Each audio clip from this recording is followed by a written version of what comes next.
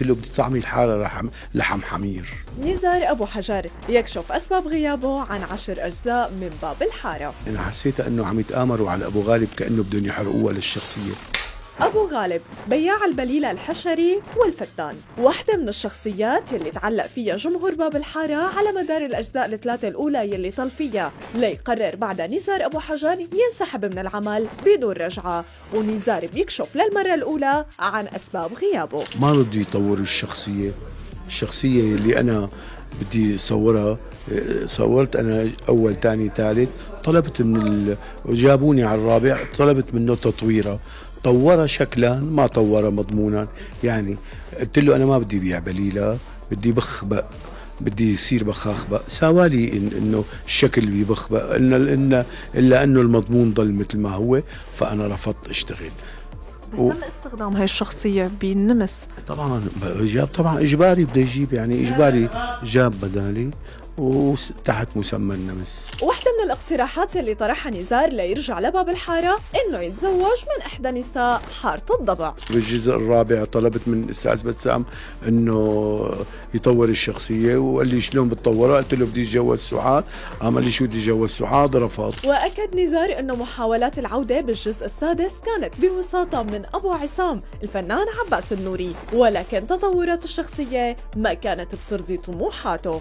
طلب مني عباس النوري شخصيا، بوجه له رسالة للأستاذ عباس النوري، طلب مني أرجع على باب الحارة.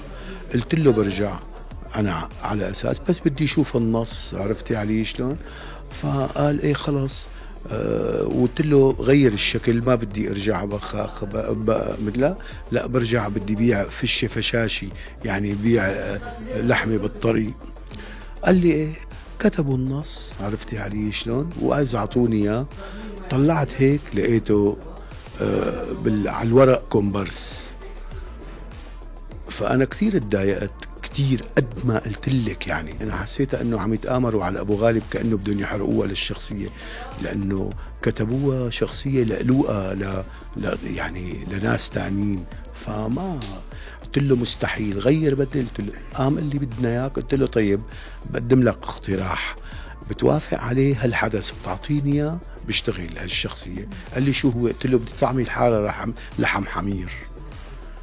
على فكره عم حكيكي جد. قام راح استشار بسام، قال له لا، لانه هذا الحدث بيساوي ابو غالب.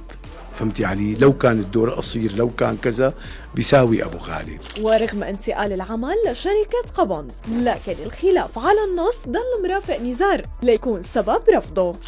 طلع العمل من الاستاذ بسام، اخذته شركة استاذ محمد قبناط، بده يعني استاذ محمد قبناط انه اشتغله. قلت له بشتغل بس النص بدي اقرا النص، شوف دوري.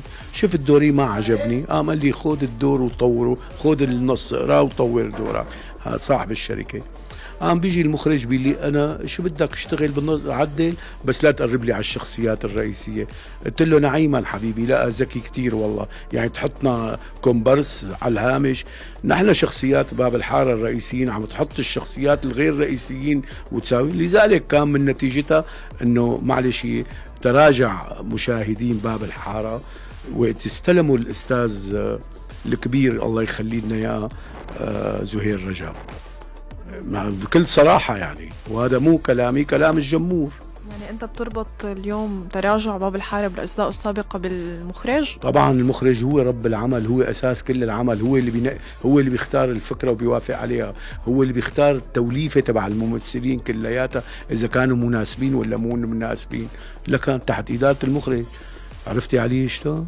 لكن مين مسؤول إذا فشل العمل أو نجح العمل؟ الممثلين، الكاتب. هو ممثل بيجي لحاله بيمثل، ولا بإدارة المخرج بيمثل؟ يعني فريق كرة القدم مين بيجيب اللعيبة؟ المدرب. والمخرج هو اللي بيجيب الممثلين، بده يجيب الممثلين الكفء المناسبين. إذا وبده يجيب الفكرة ويقبل بالفكرة المناسبة. وبعد كل سنوات هالغياب، عودة أبو غالب لباب الحارة كانت بفكرة منه طرحها على صناع العمل يلي تبنوها وحولوها لحدث درامي ببرر رجعته. بده يتفاجأ الجمهور، بده يتفاجأ لأنه أنا الحدث بتجوز وحدة عمرها 19 سنة، يعني أنا قد جدة، ومن خلال زواجي للبنت بيخلق أحداث بدمر الحارة، بيطور يعني بيحرك الحارة كلياتها، وبيتأثر فيه كمان الشخصيات، بعض الشخصيات الرئيسية. فهي نتيجة حر، يعني هو في جانب إنساني بالشخصية وفي جانب كمان فتنة بالشخصية. ورغم هالغياب، مهنة أبو غالب ما زالت بيع بليلة، ولكن الأغاني يلي كان يغنيها للبليلة رح تتطور مع تطور شخصيته. بليلة بلبلوكي وعلى باب الحارة بعد غياب جابوكي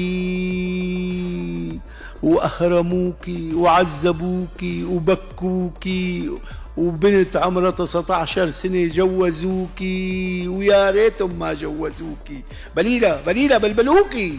ومثل ما الجمهور ما بينسى أغاني أبو غالب لبيع البليلة، ما بينسى مشهد قفله الدكان على أبو عصام. فهل تاب أبو غالب عن أفعاله النواصية؟ الجزء هذا الشغلة اللي بدي أعملها بأبو النار أقوى من قفل الدكان مع أبو عصام مليون مرة. وين ساكنة؟ بعد بيتنا ببيتي. لك انا روحي انت ناديلة. لك شو روح انا ناديلة؟ الدنيا مسلم. صحيح والله، صحيح انا مناديلة. اوام يا ابو غالب اوام.